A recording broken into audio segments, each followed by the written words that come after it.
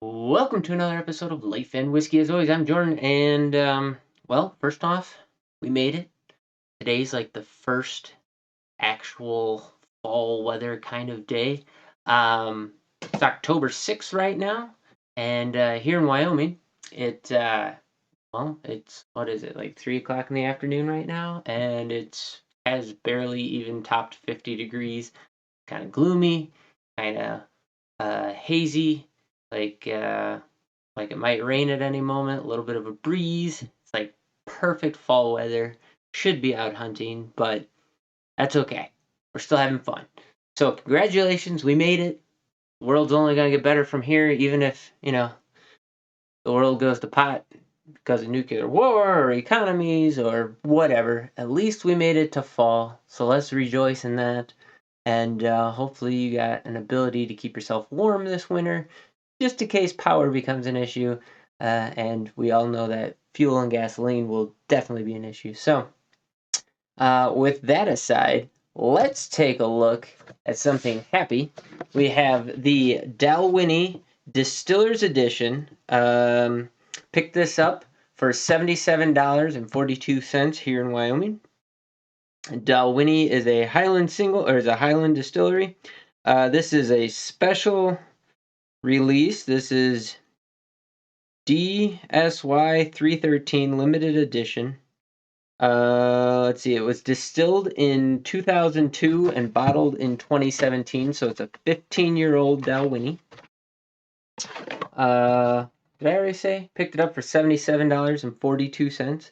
Nice looking bottle, some nice packaging, nice labeling. Big fan of that. It's double matured, 43% ABV, or what's that make it? 86 proof. Kind of interesting. This is the first whiskey I've ever seen that has nutrition information, has a nutrition label on it. That's kind of nuts. So there you go. Diageo owning the Dalwhinnie here. Let's see, what else do we need to know? That's all we need to know, I think.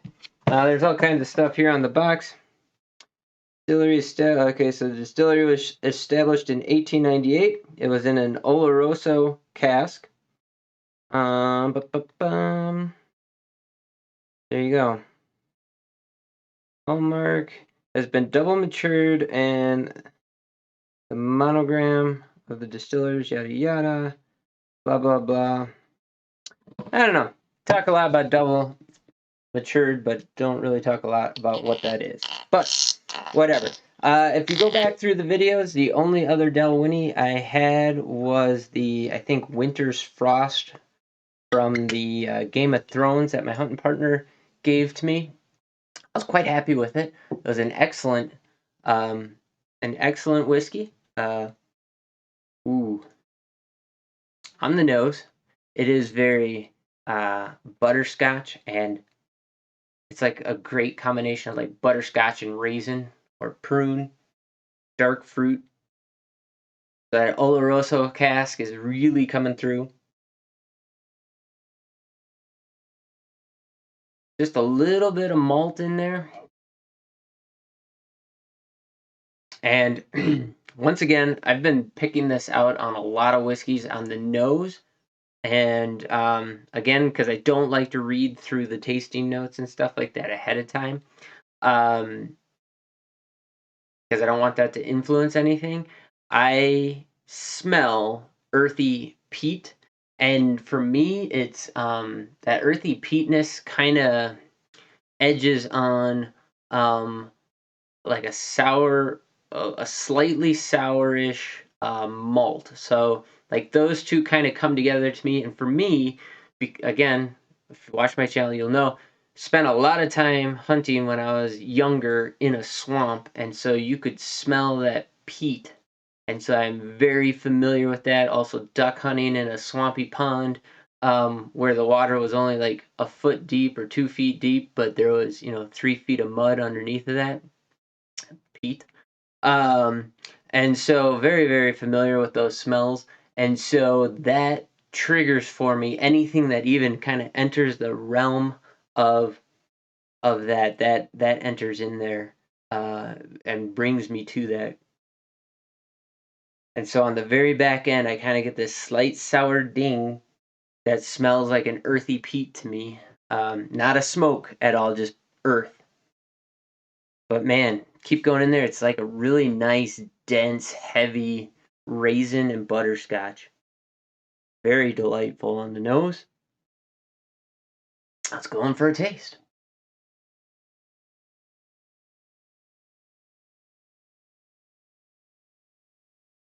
Fairly dense flavor profile.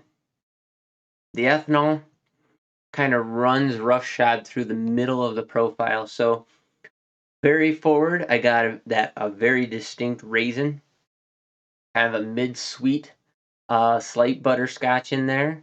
That was more alcohol than sweet. Um, and then a little bit of raisin honey in there towards the middle. And for only being 86, now granted this is the first whiskey of the day, but for only being 86 proof, um, the ethanol was kind of hitting a little bit punchier than I thought it would. You get nice, a nice touch of oak in the profile that's coming across as a slight tannin in there, which I normally don't get in a Scotch, mainly because they're second fill barrels. But um, yeah, a very nice, dense flavor profile. Now, this is one of the few Scotches that I have that is not an Isla, or at least is not peated to my knowledge. It very well might be, but um, it doesn't taste smoky at all, at least not on the first sip. And I would say the nose went more honey and raisin.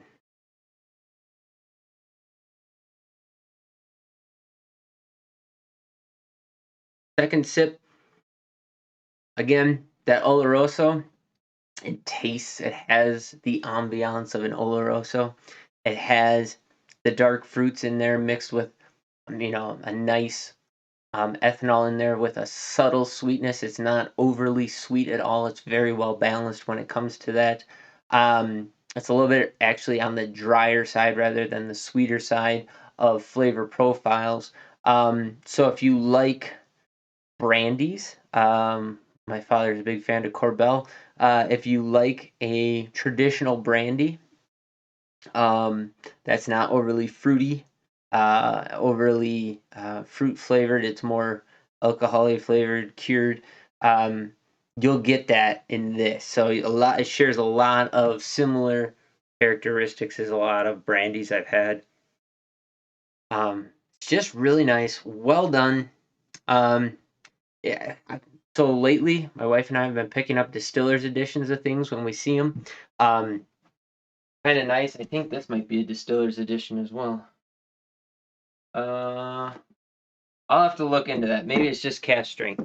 But the Distillers editions are really nice. Can't go wrong with them. I find they're most often double wood, so they're aged for a period of time, and then the distillers pick certain casks and take those and age them for a little bit longer and finish them in some kind of a fancier finishing barrel, whether it be a port or a wine or a sherry or some kind of other cask. And man, they've all been hitters. We got the Talisker.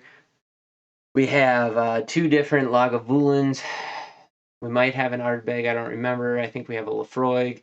Um, they're just good. They're really, really good. And we have both become big fans of finished whiskeys of all varieties, whether that be in the bourbons or ryes. Last video shoot that I did a couple days ago, I did that Katoken, something like that. Rye that was finished. That was excellent. Same thing with this. Highly recommend it. So yeah, there you go. Dalwhinnie Distillers Edition. If you can find this one, let me know. Paid $77.42 here in Wyoming. Let me know what you can get it for in your area if you can find it at all.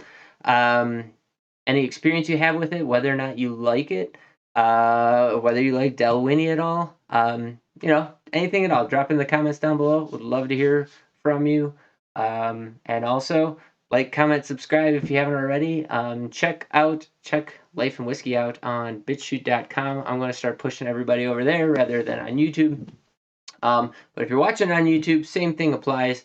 Probably won't see this video until 2024, if anything's going on anyway. So, yeah, a BitChute. Go ahead, drop a comment, like, comment, subscribe there as well. And as always, thank you. I do greatly appreciate it. You guys have yourselves a great day. Catch you in the next video.